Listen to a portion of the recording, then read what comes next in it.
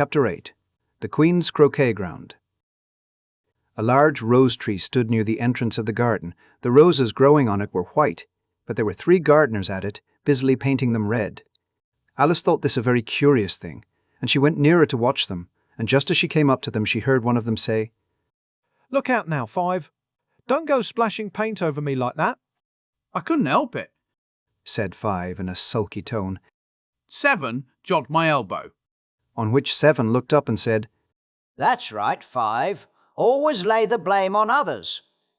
"You'd better not talk." said 5. I heard the Queen say, only yesterday you deserved to be beheaded. "What for?" said the one who had spoken first, "That's none of your business too," said 7, "Yes, it is his business." said 5, And I'll tell him. It was for bringing the cook tulip roots instead of onions. 7 flung down his brush and had just begun, "Well, of all the unjust things." when his eye chanced to fall upon Alice, as she stood watching them, and he checked himself suddenly. The others looked round also, and all of them bowed low. "Would you tell me," said Alice, a little timidly. "why you were painting those roses?" 5 and 7 said nothing, but looked at 2. 2 began in a low voice. "Why, the fact is, you see, miss, this here ought to have been a red rose tree, and we put a white one in by mistake, and if the Queen was to find it out, we should all have our heads cut off, you know. So you see, miss, we're doing our best, afore she comes, to—" At this moment, 5, who had been anxiously looking across the garden, called out, "The Queen! The Queen!" and the 3 gardeners instantly threw themselves flat upon their faces. There was a sound of many footsteps, and Alice looked round, eager to see the Queen. First came 10 soldiers carrying clubs. These were all shaped like the 3 gardeners, oblong and flat, with their hands and feet at the corners.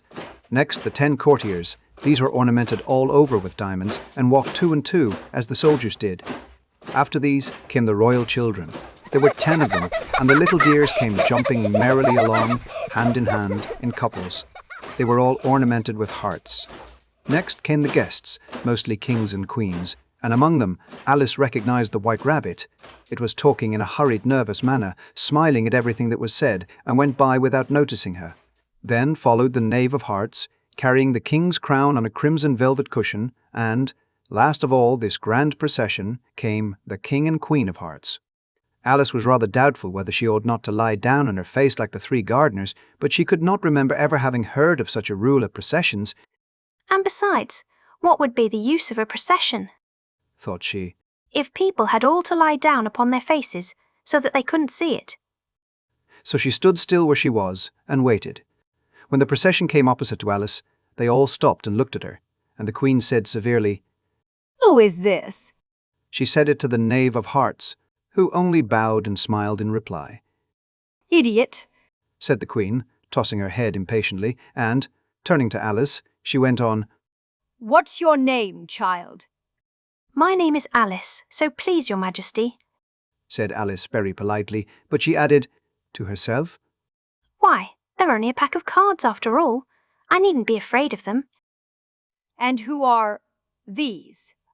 said the Queen, pointing to the 3 gardeners who were lying round the rose tree, for, you see, as they were lying on their faces, and the pattern on their backs was the same as the rest of the pack, she could not tell whether they were gardeners, or soldiers, or courtiers, or 3 of her own children. "How should I know?" said Alice, surprised at her own courage. "It's no business of mine." The Queen turned crimson with fury, and, after glaring at her for a moment like a wild beast, screamed, "Off with her head! Off!" "Nonsense," said Alice, very loudly and decidedly, and the Queen was silent. The King laid his hand upon her arm, and timidly said, "Consider, my dear, she's only a child." The Queen turned angrily away from him, and said to the Knave, "Turn them over." The Knave did so, very carefully, with 1 foot. "Get up," said the Queen, in a shrill, loud voice, and the 3 gardeners instantly jumped up and began bowing to the King, the Queen, the royal children, and everybody else. "Leave off that!" screamed the Queen, "You make me giddy." and then, turning to the rose tree, she went on, "What have you been doing here?" May it please your majesty, said two, in a very humble tone, going down on one knee as he spoke. we were trying. I see. Said the queen, who had meanwhile been examining the roses, Off with their heads! and the procession moved on. 3 of the soldiers remaining behind to execute the unfortunate gardeners who ran to Alice for protection. You shan't be beheaded. Said Alice, and she put them into a large flower pot that stood near. The 3 soldiers wandered about for a minute or two, looking for them, and then quietly marched off after the others. Are their heads off? Shouted the queen. Their heads are gone, if it please your majesty. The soldiers shouted in reply. That's right. Shouted the queen. Can you play croquet? The soldiers were silent and looked at Alice, as the question was evidently meant for her. Yes. Shouted Alice. Come on then. Roared the queen, and Alice joined the procession, wondering very much what would happen next. It's a very fine day, said a timid voice at her side. She was walking by the white rabbit, who was peeping anxiously into her face. Very. Said Alice. Where's the Duchess? Hush, hush, said the rabbit in a low, hurried tone. He looked anxiously over his shoulder as he spoke, and then raised himself upon tiptoe, put his mouth close to her ear, and whispered. She's under sentence of execution. What for? Said Alice. Did you say what a pity? The rabbit asked. No, I didn't. Said Alice. I don't think it's at all a pity. I said, what for? She boxed the queen's ears. The rabbit began. Alice gave a little scream of laughter. Oh, hush! The rabbit whispered in a frightened tone. The queen will hear you. You see, she came rather late, and the queen said, Get to your places. Shouted the queen in a voice of thunder, and people began running about in all directions, tumbling up against each other. However, they got settled down in a minute or two, and the game began. Alice thought she had never seen such a curious croquet ground in her life. It was all ridges and furrows. The balls were live hedgehogs, the mallets live flamingos, and the soldiers had to double themselves up and to stand on their hands and feet to make the arches. The chief difficulty Alice found at first was in managing her flamingo. She succeeded in getting its body tucked away, comfortably enough, under her arm, with its legs hanging down, but generally just as she had got its neck nicely straightened out, and was going to give the hedgehog a blow with its head. It would twist itself round and look up in her face with such a puzzled expression that she could not help bursting out laughing, and when she had got its head down and was going to begin again, it was very provoking to find that the hedgehog had unrolled itself and was in the act of crawling away. Besides all this, there was generally a ridge or furrow in the way wherever she wanted to send the hedgehog to, and, as the doubled-up soldiers were always getting up and walking off to other parts of the ground, Alice soon came to the conclusion that it was a very difficult game indeed. The players all played at once without waiting for turns, quarrelling all the while, and fighting for the hedgehogs, and in a very short time the queen was in a furious passion and went stamping about and shouting, Off with his head! or, Off with her head! about once in a minute. And then, Thought she, what would become of me? They're dreadfully fond of beheading people here. The great wonder is that there's anyone left alive. She was looking about for some way of escape and wondering whether she could get away without being seen, when she noticed a curious appearance in the air. It puzzled her very much at first, but, after watching it a minute or two, she made it out to be a grin. And she said to herself, Oh, it's the Cheshire Cat.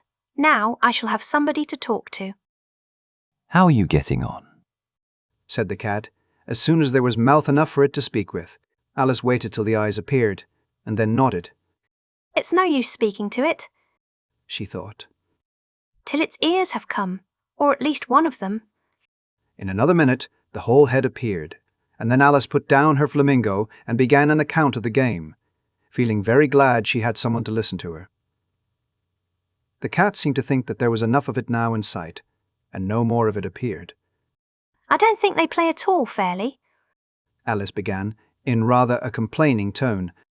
and they all quarrel so dreadfully one can't hear oneself speak, and they don't seem to have any rules in particular. At least, if there are, nobody attends to them, And you've no idea how confusing it is, all the things being alive, for instance. There's the arch I've got to go through next, walking about at the other end of the ground. And I should have croqueted the Queen's hedgehog just now, only it ran away when it saw mine coming. How do you like the Queen? Said the cat in a low voice. Not at all. Said Alice. She's so extremely Just then she noticed that the Queen was close behind her, listening, so she went on. likely to win, that it's hardly worthwhile finishing the game. The Queen smiled and passed on. Who are you talking to? Said the King, going up to Alice and looking at the cat's head with great curiosity. It's a friend of mine, a Cheshire Cat. Said Alice. Allow me to introduce it. I don't like the look of it at all. Said the King. And don't look at me like that. He got behind Alice as he spoke. A cat may look at a king. Said Alice. I've read that in some book, but I don't remember where. Well, it must be removed. Said the King very decidedly, and he called the Queen, who was passing at the moment. My dear, I wish you would have this cat removed. The Queen had only one way of settling all difficulties, great or small. Off with his head! She said, without even looking round. I'll fetch the executioner myself. Said the King eagerly, and he hurried off. Alice thought she might as well go back and see how the game was going on, as she heard the Queen's voice in the distance, screaming with passion. She had already heard her sentence 3 of the players to be executed for having missed their turns, and she did not like the look of things at all, as the game was in such confusion that she never knew whether it was her turn or not. So she went in search of her hedgehog. The hedgehog was engaged in a fight with another hedgehog, which seemed to Alice an excellent opportunity for croqueting one of them with the other. The only difficulty was that her flamingo was gone across to the other side of the garden, where Alice could see it trying in a helpless sort of way to fly up into a tree. By the time she had caught the flamingo and brought it back, the fight was over, and both the hedgehogs were out of sight. But it doesn't matter much, Thought Alice, as all the arches are gone from this side of the ground. so she tucked it away under her arm that it might not escape again and went back for a little more conversation with her friend. When she got back to the Cheshire Cat, she was surprised to find quite a large crowd collected round it. Anything that has a head cut off could a be head beheaded. when there was You no should body not to talk cut it off. nonsense. There was a dispute going on between the executioner, the King, and the Queen, who were all talking at once, while all the rest were quite silent, and looked very uncomfortable. The moment Alice appeared, she was appealed to by all 3 to settle the question, and they repeated their arguments to her, though, as they all spoke at once, she found it very hard indeed to make out exactly what they said. The executioner's argument was that you couldn't cut off a head unless there was a body to cut it off from, that he had never had to do such a thing before, and he wasn't going to begin at his time of life. The King's argument was that anything that had a head could be beheaded, and that you weren't to talk nonsense. The Queen's argument was that if something wasn't done about it in less than no time, she'd have everybody executed all round. It was this last remark that had made the whole party look so grave and anxious. Alice could think of nothing else to say but, It belongs to the Duchess. You'd better ask her about it. She's in prison. the Queen said to the executioner, Fetch her here. and the executioner went off like an arrow. The cat's head began fading away the moment he was gone, and, by the time he had come back with the Duchess, it had entirely disappeared. So the King and the executioner ran wildly up and down looking for it, while the rest of the party went back to the game.